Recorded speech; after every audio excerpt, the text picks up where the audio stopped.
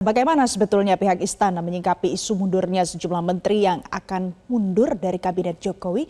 Kita akan konfirmasi langsung ke Kepala Staf Kepresidenan Adam Muldoko, dan kami juga mengundang pengamat komunikasi politik Universitas Brawijaya Anang Sujoko untuk menganalisa narasi mundurnya Menteri Jokowi menjelang hari pencoblosan. Dan pemirsa, kami juga sebenarnya sudah mengundang ekonom Faisal Basri, namun dirinya masih belum bisa memenuhi diskusi ini pagi hari ini. Jadi kita daripada menerka-nerka, kita akan tanyakan langsung. Pak Muldoko, selamat pagi. Pak Anang, selamat pagi. Selamat pagi, Pak Valencia. Baik, Bapak-Bapak, terima kasih sudah bergabung pagi hari ini. Pak Muldoko, saya mau ke Pak Muldoko terlebih dahulu. Pak Muldoko, ada banyak sekali yang menerka-nerka karena ada postingan dan pernyataan dari Faisal Basri, kemudian diikuti politisi-politisi lainnya. Sekarang pertanyaannya adalah apakah soliditas jajaran menteri di Kabinet Presiden Jokowi di mendekati pemilu ini sebenarnya seperti apa, Pak? Yang pertama, itu kan isu kabar burung, gitu, desas-desus, itu kan udah lama. Dan bagi saya nggak terlalu penting mengomentari isu desas-desus dan apa itu kabar burung. Masa kabar burung dikomentari? Itu yang pertama. Terus yang kedua, saya bukan pengamat. Ya. Jadi menurut saya itu poin dua poin. Tapi saya tetap hadir di sini agar apa itu situasinya seperti apa sih di kabinet begitu. Teman-teman, Mbak Valencia, sebenarnya di kabinet itu mungkin yang di luar membayangkan ya betapa kondisi tidak nyaman karena Pak Mahfud duduk pada posisi yang berbeda, Pak Prabowo pada posisi yang berbeda, dan beberapa kabinet yang lain punya punya partai politik yang berbeda. Tapi saya ingin sampaikan bahwa di dalam ruangan sidang kabinet itu semuanya berjalan happy-happy aja. Nggak ada masalah sama sekali dalam berkomunikasi, tidak ada masalah muncul emosi yang aneh-aneh. Semuanya datar begitu aja, seperti hanya ya nggak ada pemilu ya, seperti yang dulu ya seperti itu. Nggak ada yang berubah situasinya. Baik. Jadi kalau ada istilah heboh, yang heboh itu siapa sih? Kan orang-orang itu aja yang heboh. Oke. Pak Muldoko, kita tahu Bapak bukan pengamat, tapi Bapak duduk di sana sebagai salah satu orang yang ada di dalam kabinet Jokowi. Jadi pertanyaannya adalah, apakah Bapak hanya menanggapi isu ini sebagai isu burung yang sensasional saja, atau ini mau menepis apa yang disampaikan oleh Faisal Basri? Iya, kalau kondisinya ya baik-baik aja. Kenapa? Jadi tidak ada ya Pak ya, isu itu? Nggak ada. Ya kalau isi ya bisa aja di luar, tapi di dalam sulit-sulit aja kita. Sulit, semuanya bekerja dengan baik, dan Pak Jokowi penekanannya kita semuanya fokus pada pekerjaan, karena waktu kita bekerja tinggal beberapa bulan, kita memiliki program-program nasional strategis, proyek nasional strategis, maka itu yang harus kita kejar habis-habisan. Bahkan kecepatannya ditingkatkan. Gitu. Dan ini sudah menjadi komitmen semua. Lihat semua menteri bekerja sangat-sangat baik, bekerja sangat keras. Nggak ada yang berubah. Pak Muldoko, setelah ada isu yang dilempar oleh Faisal Basri ini, apakah ada komunikasi yang kemudian dijalin dengan dua nama yang pertama disebutkan oleh Faisal Basri ini, Pak Muldoko? Ya, biasa-biasa aja. Karena itu tidak perlu ditanggapi. Oke. Baik, jadi dari pihak istana menganggap itu biasa-biasa saja, itu adalah isu burung saja dan tidak perlu ditanggapi. Saya mau mengajak pemirsa dan juga Pak Anang, Pak Muldoko, kita akan dengarkan apa yang disampaikan oleh Faisal Basri yang menyebut soal mundurnya Menteri Jokowi yang hanya tinggal tunggu momen. Kita simak. Nah, mereka itu akan melakukan tindakan yang kita harapkan mundur kalau ada momentum. Nah, momentumnya dari mana ya? Nah, dari kelompok menteri yang bisa dikategorikan sebagai teknokrat gitu. Karena mereka itu memiliki nilai-nilai yang jauh dari kepentingan politik pribadi, karena mereka bukan anggota partai dan sebagainya. Dan misalnya teknokrat dari ekonomi itu ada nilai-nilai, ada basic value, basic principles yang dia dipertahankan. Kalau dia dipaksa oleh pihak lain, dia akan lawan. Kalau tidak bisa melawan, dia keluar gitu. Nah, dari situ saya identifikasi ada Bu Sri Mulyani, ada Pak Basuki juga kan teknokrat bisa dikatakan ya. Mungkin ada beberapa lagi, mungkin Pak Tasrif gitu. Ini saya asal bicara aja dari pengkategorian itu. Pak Tasrif juga kan sering diintervensi. Ada menteri yang super minister yang intervensi dulu. Faisal Basri ini kan ekonom senior, pemikirannya sering dijadikan referensi oleh masyarakat. Pak Anang, saya mau tanya Pak Anang, apakah dengan pernyataan seperti ini, apa yang bisa dipahami dalam bentuk komunikasi politik yang disampaikan oleh Faisal Basri, Pak Anang? Ya, kita ingat ada sebuah pepatah ya, tidak ada asap jika tidak ada api ya, semacam itu. Nah, tentu saja apa yang disampaikan oleh Pak Faisal Basri itu masih tanda tanya, ya, masih tanda tanya. Artinya kalau tadi misalkan Pak Muldoko sebagai kepala staf kepresidenan mengatakan tidak, tetapi kemudian di lapangan mengatakan ada tokoh Faisal Basri mengatakan ada fenomena, ada fakta empiris yang dikatakan dia, menurut dia. Maka di sini sebetulnya ada sebuah harus ada sesuatu tanda tanya besar yang harus dipadukan. Bisa jadi misalkan barangkali dari pihak pemerintah perlu memastikan apakah fenomena itu perlu dalam tanda kutip betul harus dimanage di publik, bagaimana kemudian memanage komunikasi publik dengan baik sehingga isu yang dilontarkan oleh Faisal Basri itu maaf Pak Muldoko itu bukan hanya di-counter dengan kata tidak, tetapi mengapa kemudian itu bisa muncul. Nah, ini ketika kita bisa mengidentifikasi, maka masyarakat itu yang harus kita ajarin juga. Sehingga dalam hal ini jangan publik atau masyarakat itu hanya kemudian bertanya-tanya dengan apa yang dikatakan oleh Faisal Basri, tetapi juga kemudian mendapat jawaban yang masuk akal dari kepresidenan semacam itu. Oke. Tidak ada asap kalau tidak ada api. Pak Muldoko, ada yang berasumsi kalau apinya ini adalah pada saat keputusan Presiden Joko Widodo untuk mengangkat Gibran atau memberikan restu sebagai Gibran untuk maju sebagai cawapres. Apakah betul apinya ini Pak Muldoko? Mungkin Anda yang paling bisa mengklarifikasi ini Pak Muldoko. Ya, kan gampang aja. Kita tinggal lihat indikasinya. Menteri-menteri yang disebutkan itu kinerjanya menurun nggak? Terjadi demotivasi atau tidak? Kan gitu aja, kan gampang. Buktinya beliau bekerja masih sangat serius, nggak ada terjadi demotivasi dan seterusnya. Jadi saya juga istilah agak kuno ya, tidak ada api kalau tidak ada asap kalau tidak ada api. Siapa bilang ada bom asap nggak ada apinya, asapnya yang timbul. Nah, yang ngomong ini suka sekali bikin bom kan begitu. Akhirnya muncul asap.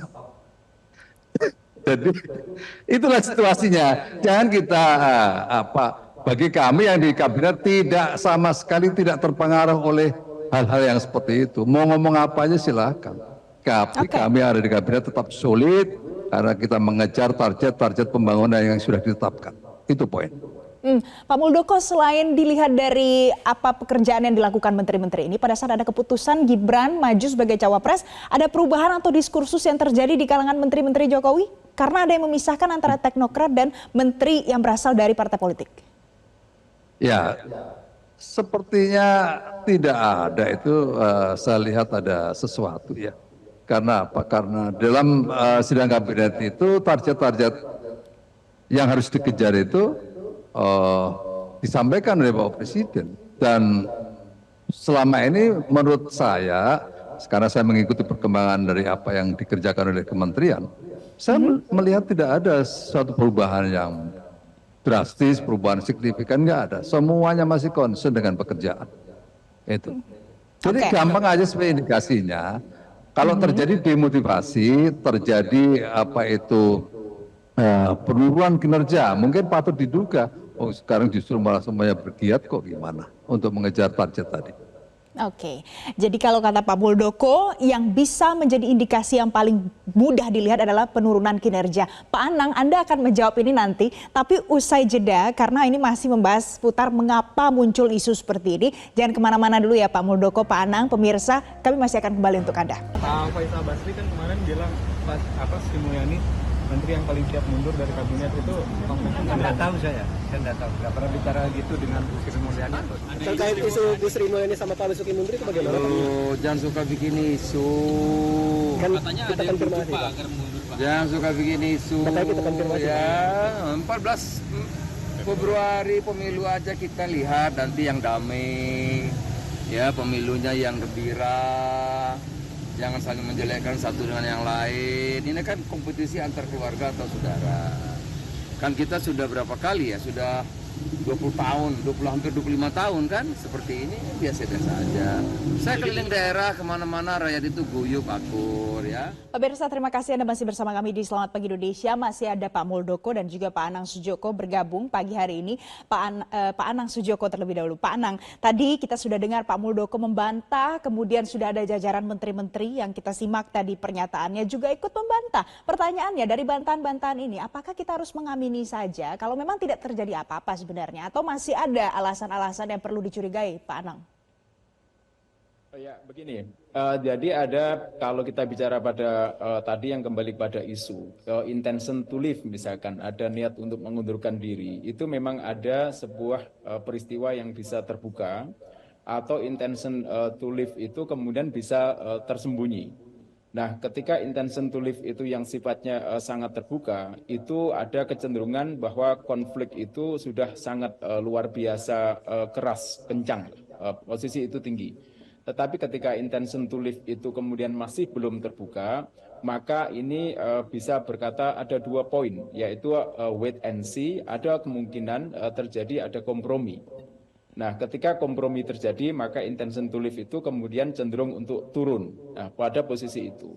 Nah, ketika kita bicara pada tadi yang misalkan disampaikan oleh Bapak Muldoko bahwa tidak ada apa-apa, kemudian ada bantahan dari menteri tidak apa-apa. Nah, itulah yang dikatakan dengan komunikasi publik. Jadi komunikasi publik itu bisa ditujukan dalam rangka untuk memastikan kondisi yang sebenarnya itu tercapai dengan masuk akal oleh ke publik, atau bisa jadi adalah kemudian melakukan sebuah upaya-upaya menetralisir kondisi yang ada biar tidak kemudian berpuncak pada sebuah konflik yang terbuka. Nah, tugas dari kepresidenan, kepala staf kepresidenan memang harus memastikan bagaimana kondisi di dalam itu tidak mudah kemudian dibaca oleh publik. Apapun yang kondisi terjadi, misalkan negatif atau positif, ya bagaimana kemudian memastikan itu positif di publik. Tetapi pada saat yang bersamaan kemungkinan itu akan ada upaya untuk memastikan positif di dalam. Nah, ketika ada kondisi real, misalkan, saya bicara misalkan, ketika kondisi real di dalam itu misalkan sedang dalam tanda kutip negatif, maka kemungkinan besar ketika itu sudah mulai keluar, maka di sana ada sebuah saluran yang tidak terjadi dengan bagus.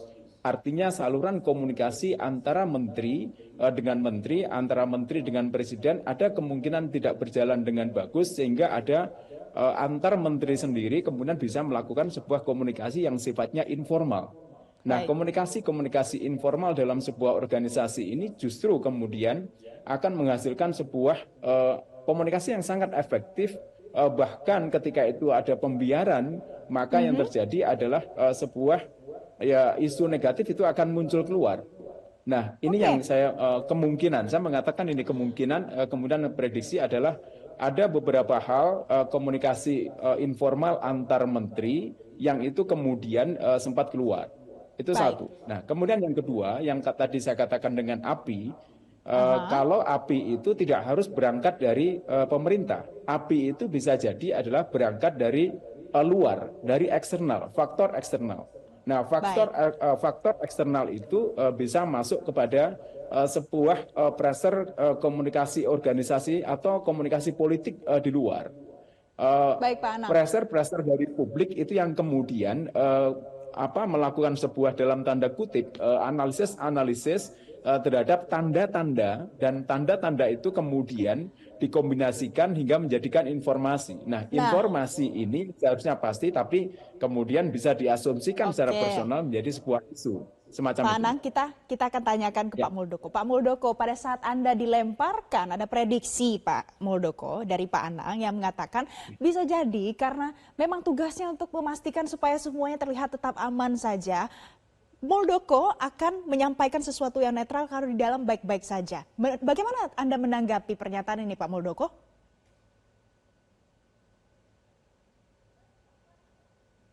Terima kasih kepada analisanya Prof tadi. Tapi begini ya, kita berpikir urut dulu ya. Pertanyaan yang pertama, ada nggak konflik di kabinet? Oh nggak ada tuh, biasa-biasa aja berjalan baik. Yang kedua, ada nggak penurunan kinerja oleh menteri yang berkaitan? Nggak ada. Adakah demotivasi? Tidak ada. Tetapi kenapa dimunculkan isu itu? Oke. Saya mantan panglima ya, langsung tangkap, ngerti saya itu. Ada tujuan itu. Tujuannya untuk apa? Tujuannya untuk menggoyang pemerintahan yang sudah baik-baik ini, yang sulit ini, untuk merongrong dan seterusnya. Seolah-olah dimuncul publik akhirnya berpendapat. Padahal itu buatan semua itu. Jadi makanya saya sih terang-terang aja nggak ada apa. Oke, Pak Muldoko, ada lagi satu pertanyaannya Pak Muldoko, adakah intervensi dari pihak lain yang disebut sebagai API ini? Jadi ada pihak eksternal yang intervensi, mungkin ukurannya besar, skalanya besar, bisa jadi partai politik. Ada tidak Pak Muldoko? Ya, apa yang bisa mengintervensi menteri? Ya ada yang bisa, otoritasnya kuat, apalagi diberi tugas oleh Presiden sangat clear dalam menjalankan kegiatannya. Ya ada yang bisa mengintervensi menteri. Semua memiliki otoritas dan independensi yang sangat tinggi.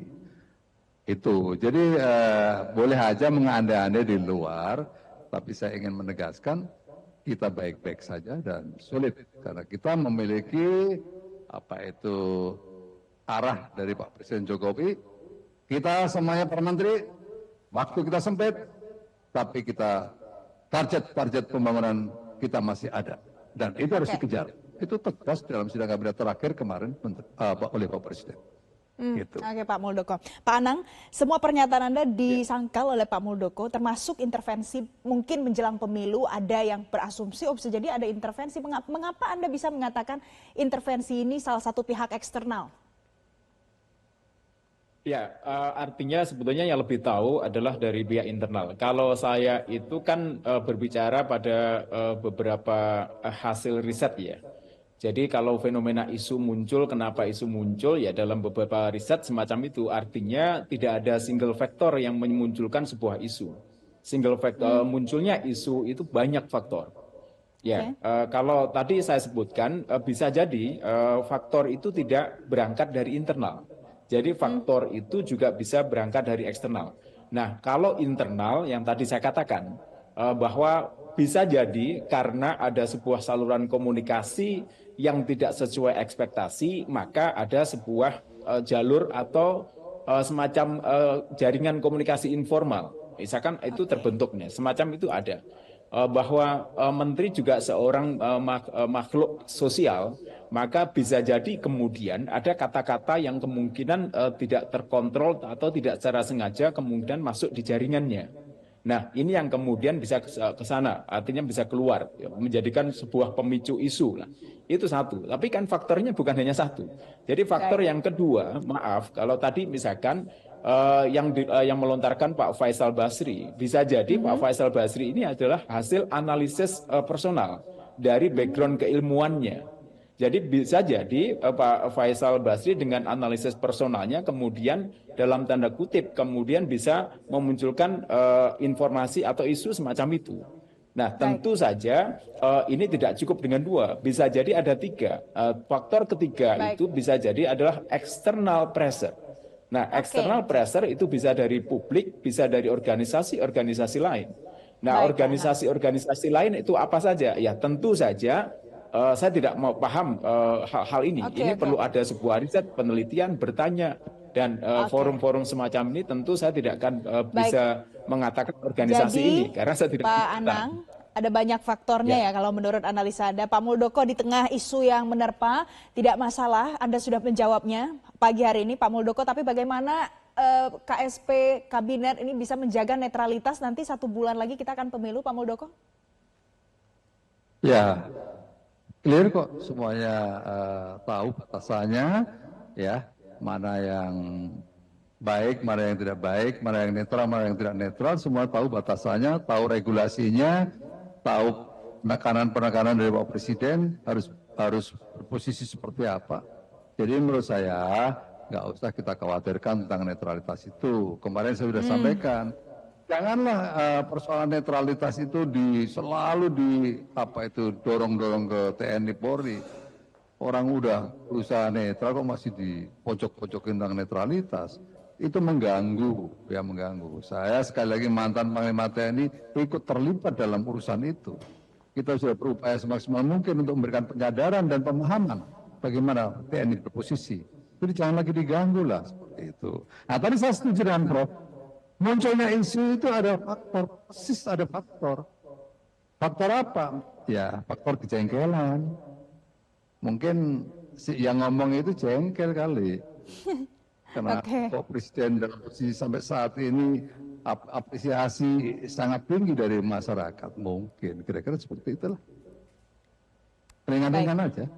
Baik. Terima kasih Kepala Staf Kepresidenan Muldoko. Saya kutip berarti semua menteri tahu batasan dan regulasinya. Jadi masyarakat tidak perlu khawatir, semuanya akan netral karena nanti jelang pemilu 2024 ini kita akan tunggu bersama-sama. Terima kasih Kepala Staf Kepresidenan Muldoko. Terima kasih juga Pak Anang Sujoko, pengamat komunikasi politik Universitas Brawijaya sudah bergabung bersama kami pagi hari ini di Selamat Pagi Indonesia. Jelajahi cara baru mendapatkan informasi. Download Metro TV Extend sekarang.